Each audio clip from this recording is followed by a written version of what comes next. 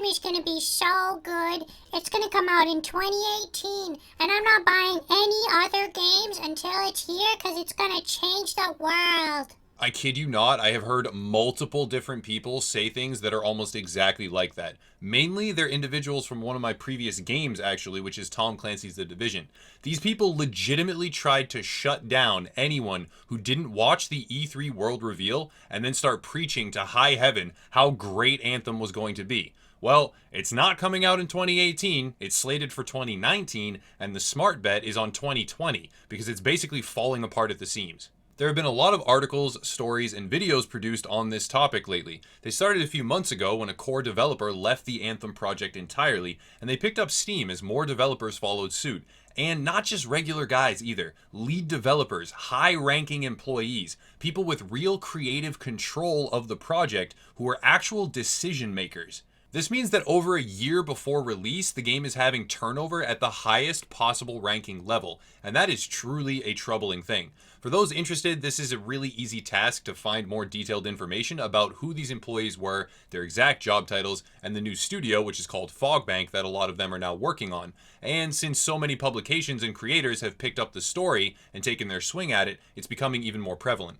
Some people are going to try and argue that it's not really a big deal. They will argue that the game would have come out in 2018 and that it was going strong up until then, but due to the controversy of Battlefront 2 and its loot box mechanics, which were obviously being implemented in a very similar way within Anthem, they postponed development to revamp that system, so they didn't get hit with another PR nightmare yet again. There honestly may be some elements of truth to that, but those elements of truth are not that the game was great and finished and that they are going to make it better because they are so player friendly. The elements of truth are that the game probably did have greedy, predatory loot boxes baked into its core progression, and so they had to redo the system, otherwise they would have lost a ridiculous amount of money and released yet another game that was pretty much dead on arrival. Speaking of dead on arrival, let's not forget that BioWare is the studio behind the Mass Effect series, and the Mass Effect series has now been iced owing to the epic failure of Mass Effect Andromeda. For those that don't remember, never played it, or otherwise simply aren't aware, Mass Effect Andromeda was cobbled together late in its development cycle because of project difficulties, and it released in a horribly unfinished state and was essentially, without really mincing words here, an utter stinking failure of a game. Drawing a few more comparisons, we can take a look at Destiny 2, a game that, yet again, has been ousted recently for undergoing a pretty large revamp and a direction change nearer to release than is desired, and is now regarded as anything but complete. Its core audience is mostly gone. Its microtransactions have divided the remaining players, and Bungie, a once proud and respected development studio, has a reputation that is on life support. Two separate projects, one from the same studio though, that were subjected to a direction and design shift at an inopportune time during their production cycle that bombed badly. All this makes no mention of EA, the publisher whose name now conjures up images of lawsuits, disaster, and greed. In some ways, the massive amount of criticism that they face is a little bit misplaced, seeing as a relatively similar loot box practice has been employed by both them and many other publishers for years.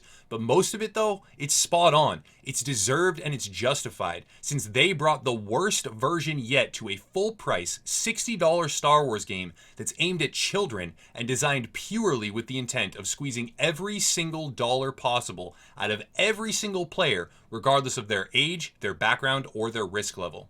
This gives us a dynamic duo that should be called, please, for the love of God, keep it in your pants. This game has zero credibility and may possibly be pure crap with a side serving of greed. It may seem like I'm being way too harsh right now and overly negative, and I get that a lot, honestly, because I don't skirt around topics. I say what I feel, and you know what? I've probably been blacklisted by some developers, at least in the past, and I will be again in the future. But I'm okay with that, because I'd rather have that sort of open and honest platform. I prefer it immensely compared to some sort of artificial situation where I just up to developers because I want special treatment. I don't have the energy to kiss that hard like some other creators. I also find that burrowed into my brain somewhere deep in the recesses and the dark cavities is a memory that seems old but is really quite fresh, and that memory is Tom Clancy's The Division, one of my old main titles. While watching the Anthem reveal, it felt like deja vu, scripted co-op quote-unquote gameplay that wasn't really gameplay. People moving and talking in a way that no actual gamer ever moves or talks, and at the end, everyone lost their minds with excitement. Feels kind of familiar, doesn't it? But to go even one step further, there were comparisons made to other creators that I personally know who were at the E3 convention itself, hinting that Anthem would bear strong similarities to The Division, perhaps the reason why so many of that core audience is so awkwardly and confusingly hyped about it still.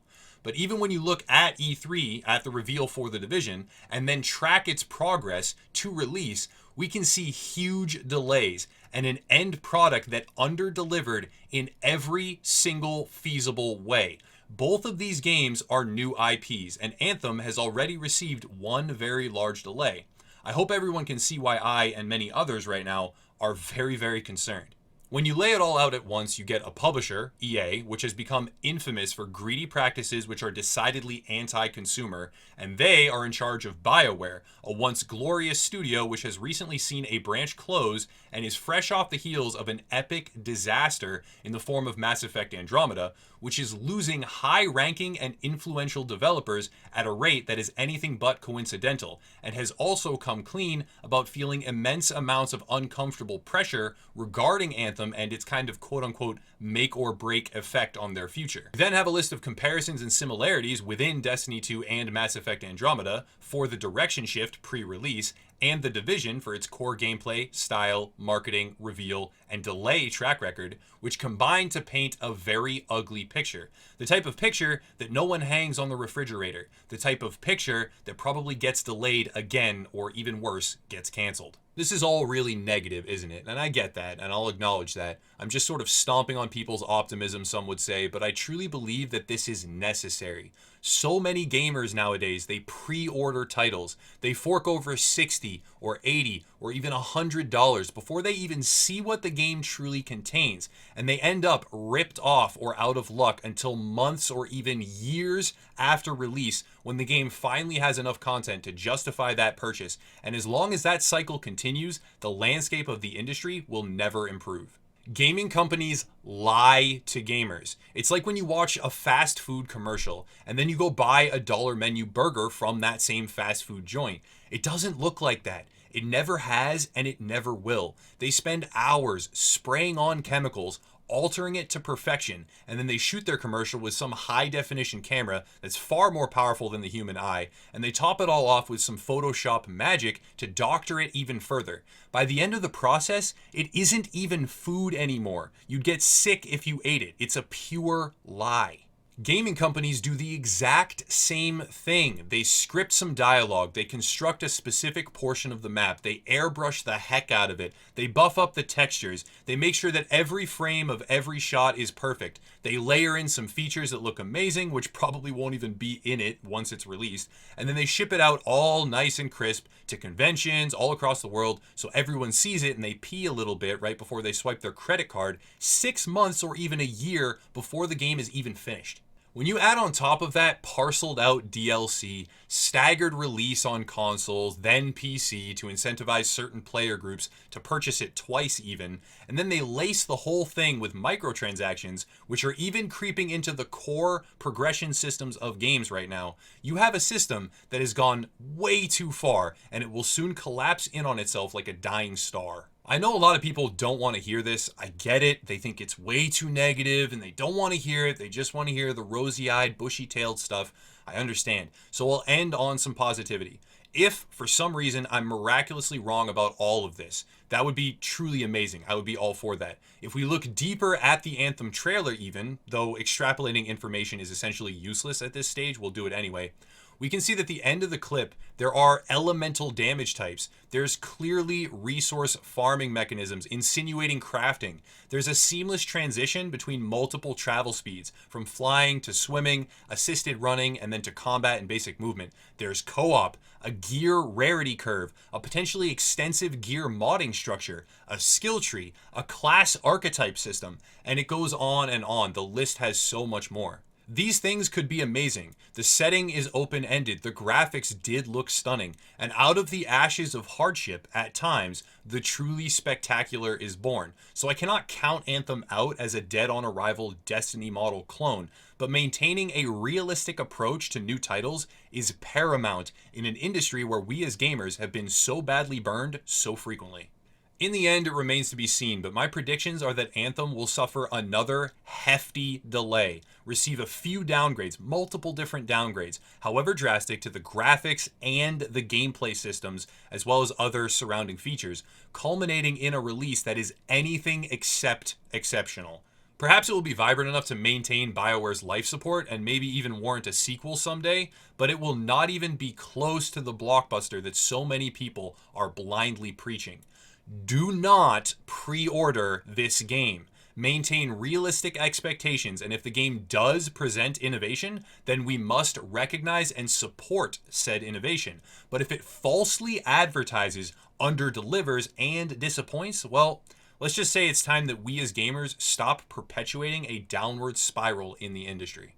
That's going to wrap it up. Thank you all for watching. There are some things in the works at Upper Echelon which I will announce in more detail soon enough, but that's all I have to say today. As always, check out the links down below if you want to support in various ways, get involved in other areas of our community.